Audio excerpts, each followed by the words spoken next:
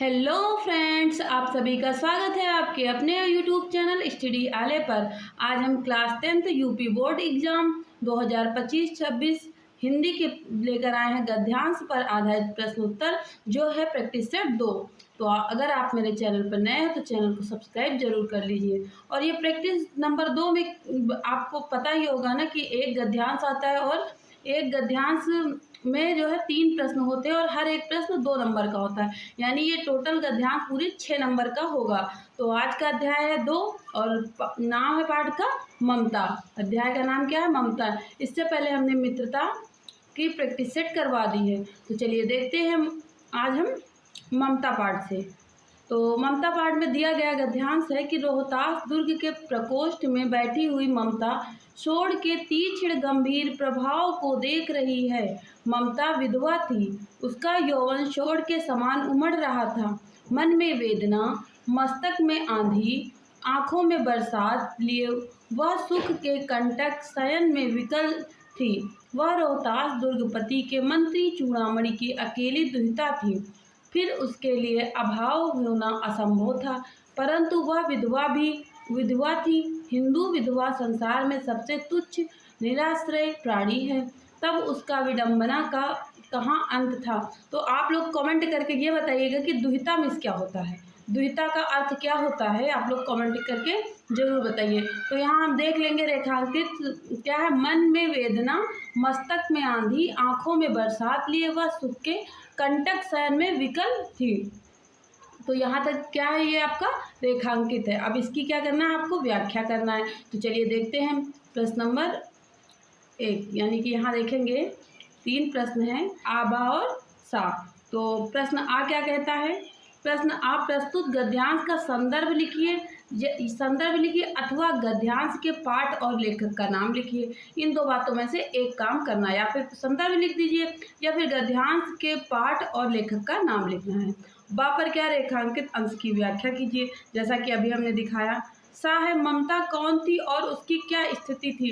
तो आपको ये जो है आ का कितने नंबर मिलेंगे? 2 नंबर।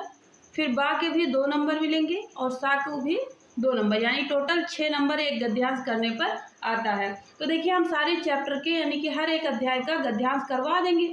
उसके बाद हम क्या करेंगे, उसके बाद हम जो है पद्यांश भी करवाएंगे।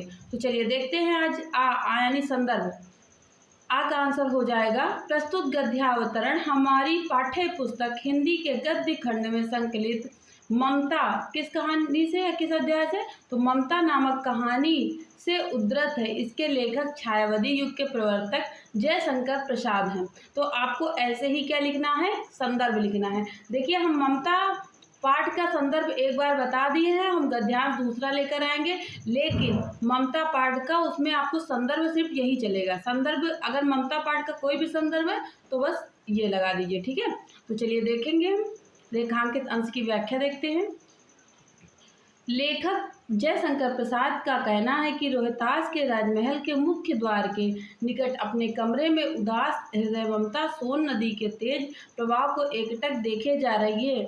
उसके मस्तिष्क में आंधी के समान तीव्र गति से अपने भावों, जीवन की चिंता से संदर्भित अनेक प्रकार के विचार उत्पन्न हो रहे थे। उसकी आंखों से दुख के आंसू निरंतर बह रहे थे। साथ ही राजमहल की समस्त सुख सुविधाएं उसे शूल के समान कष्ट पहुंचा रही थी। कोमल बिस्तरों पर शयन भी उसे कांटों की तरह सैया के समान प्रतीत हो रही थी। तो यह क्या है, रेखांकित अंश की व्याख्या है। तो चलिए देखते हैं सा नंबर का आंसर क्या है। सा नंबर अंश का आंसर हो जाएगा कि ममता रोहतास के किले के अधिपति के मंत्री चूड़ामणि की एकमात्र पुत्री थी, जो विधवा हो गई थी। राजमहल के मुख्य द्वार के निकट अपने कमरे में बैठी हुई वह सोन नदी के तेज प्रवाह को एकटक देखे जा रही थी। तो यहाँ आपका पहला गद्यांश ममता पाठ का पहला गद्यांश कंप्लीट होता है। तो आपको ऐसे ही एग्जाम में लिखना है, उसमें कुछ भी ना करिए, क्योंकि इसी तरह लिखेंगे तो पूरे नंबर मिलेंगे। तो चलिए देखते हैं ममता पाठ का दूसरा गद्यांश देखेंगे हम।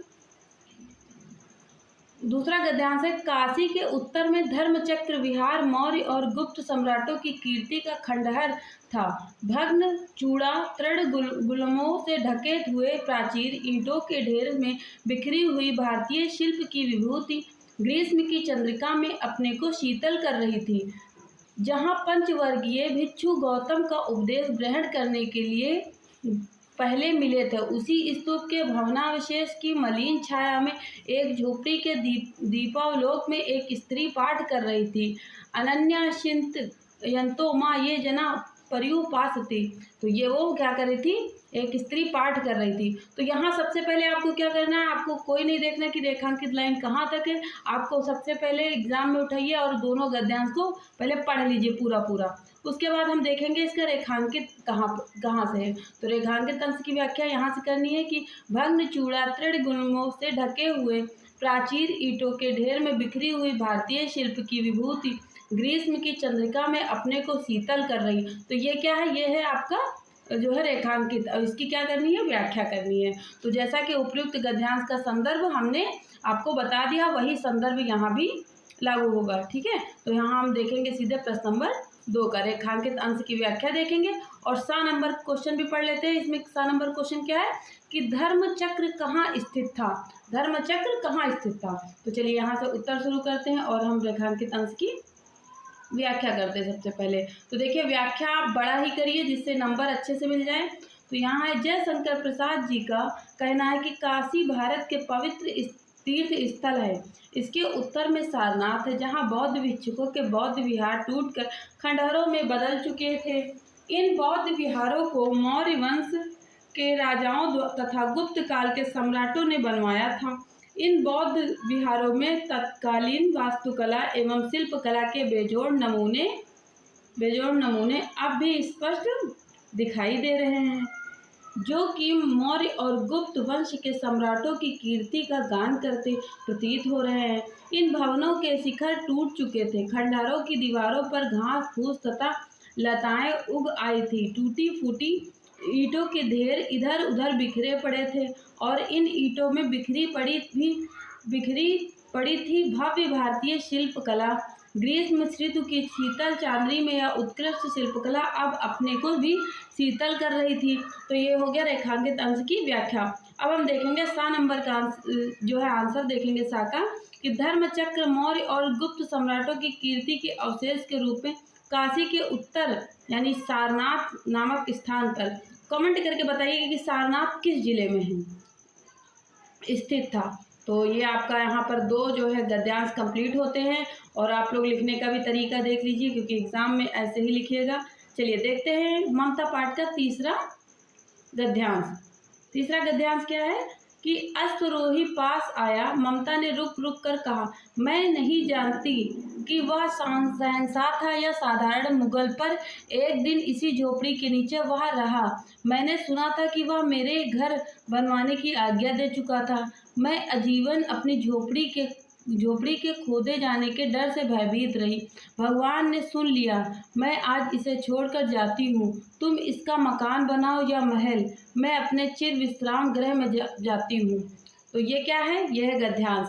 अब यहाँ देखना है प्रश्न क्या है, प्रस्तुत अवतरण का संदर्भ लिखिए। अब ये जो दिया गया है इसका संदर्भ लिखना है, जैसा कि मैंने पहले ही गद्यांश में बता दिया था, और रेखांकित अंश की व्याख्या करना है।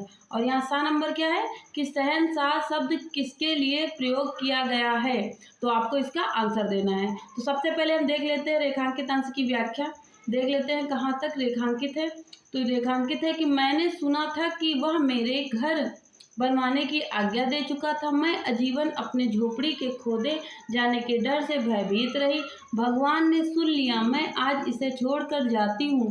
तुम इसका मकान बनाओ या महल, मैं अपने चिर विश्राम गृह में जाती हूँ। तो यहाँ से यहाँ तक आपको क्या करना है, इसकी व्याख्या करना है। तो चलिए हम, जैसा कि संदर्भ हमने बता ही दिया है, अब आपको जो है रेखांकित अंश की व्याख्या करनी है। तो रेखांकित अंश की व्याख्या करते हैं हम लोग। यहाँ है कि जयशंकर प्रसाद जी कहते, देखिए पहली लाइन आपको बहुत ध्यान देना होगा कि कवि तो यहाँ करेंगे नहीं, लेखक कहते हैं या फिर जो लेखक है उनका नाम ही लिख दीजिए। जैसे यहाँ जयशंकर प्रसाद जी ने लिखा है ना, तो हम लिख देंगे जयशंकर प्रसाद जी कहते हैं कि ममता ने अश्वरोही को बुलाकर उससे कहा कि उस व्यक्ति ने मेरे घर के नवनिर्माण कराने का आदेश आपने एक अधीनस्थ को दिया था। मैं अपनी पूरी जिंदगी में इस भय से भयभीत रही कि कहीं मैं अपने इस मामूली घर से भी बेघर न हो जाऊं, लेकिन ईश्वर ने मेरी प्रार्थना सुन ली और मुझे जीवित रहते बेघर होने से बचा लिया। आज मैं इस घर को छोड़कर जा रही हूँ, अर्थात अब मेरे जीवन का अंत समय निकट आ रहा है। ये कौन कह रहा है? ये जो इस ममता चैप्टर की जो नायिका है वो बोल रही है, छोड़कर जा रही हूँ, अंत समय इसका निकट आ रहा है। अब तुम यहाँ पर मकान बनाओ अथवा महल, मुझे कोई चिंता नहीं है, क्योंकि अब मैं अपने उस घर में जा रही हूँ जहाँ मुझे अनंत काल तक विश्राम प्राप्त होगा।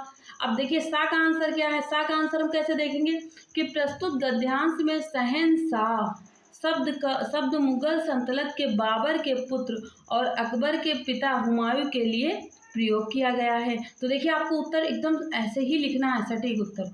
ठीक है, तो फ्रेंड्स वीडियो कैसी लगी है? वीडियो को लाइक करिए, चैनल को सब्सक्राइब करना नहीं भूलिए और कमेंट करके बताइए कि आपको मेरी वीडियो कैसी लगी। अपने क्लासमेट को शेयर जरूर करिए। देखिए हिंदी की भी प्रैक्टिस चल रही है। अगर आपकी टोटल हम 70 नंबर की हिंदी के सारे विषय की जितने नंबर के हैं, जो पूछा जा रहा है, चाहे पत्र लेखन निबंध हो, सब कुछ करवाएंगे। और इसके बाद हम सोशल साइंस की भी प्रैक्टिस शुरू करने वाले हैं। SST की भी प्रैक्टिस सेट हम शुरू करेंगे। तो वीडियो को लाइक करना और सब्सक्राइब करना नहीं भूलिए। Thanks for watching. Thank you.